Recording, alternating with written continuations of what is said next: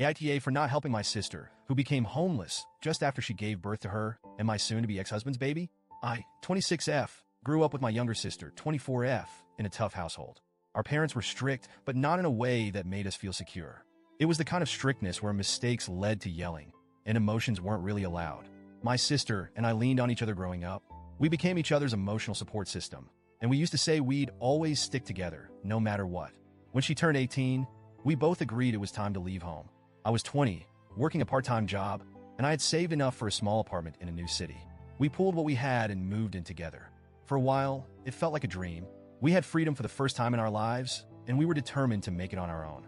A couple of years later, I met Mark, 28M. He was charming, funny, and had this way of making me feel special. I fell for him hard, and he seemed just as into me. We started dating, and within 2 years, we got married. My sister was thrilled for me, or at least I thought she was. She helped me pick out my dress, plan my bachelorette party, and stood by my side as my maid of honor.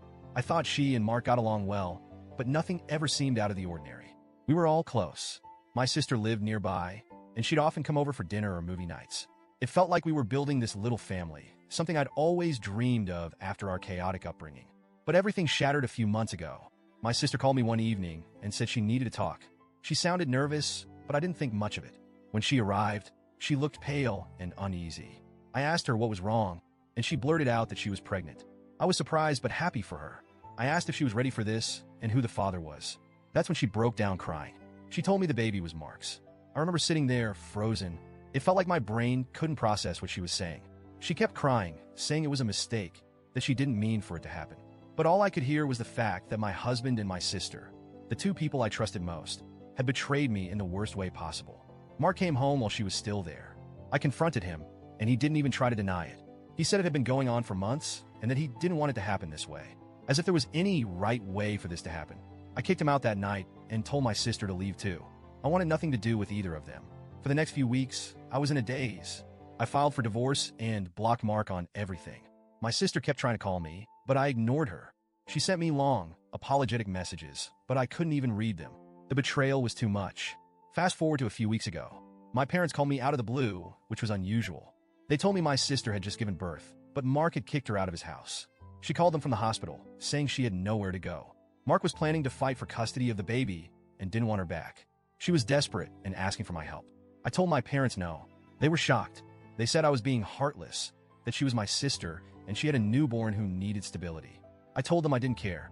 She made her choices, and now she had to deal with the consequences. They kept trying to guilt me, saying the baby was innocent in all of this. But I couldn't bring myself to feel anything other than anger. My sister ended up going to a shelter for single mothers. My parents were livid with me, saying I had room in my apartment and could easily let her stay. They said I was punishing the baby for something that wasn't its fault. But every time I thought about helping her, I remembered her betrayal. I couldn't do it. My parents haven't stopped calling me about this. They keep saying I'm cruel for leaving her in a shelter. They told me I should be ashamed of myself for turning my back on my own flesh and blood. I told them it was ironic for them to talk about family bonds when she destroyed mine. The thing is, I don't even know how I feel anymore. Part of me feels justified. She made her bed, and now she has to lie in it. But another part of me feels guilty. I think about the baby and wonder if I'm being too harsh. But then I remember her sneaking around behind my back, lying to me, smiling in my face while sleeping with my husband. It's a never-ending cycle of anger and guilt. My parents keep pushing the idea of forgiveness. But how do you forgive something like this? How do you move past such a deep betrayal? I'll try to focus on rebuilding my life. I'm in therapy, trying to process everything, but it's hard when my family keeps bringing it up. They act like I'm the villain for refusing to help, but they don't understand how much this broke me. AITA for refusing to help my sister and her baby? Or am I right to stand my ground and cut her out of my life completely?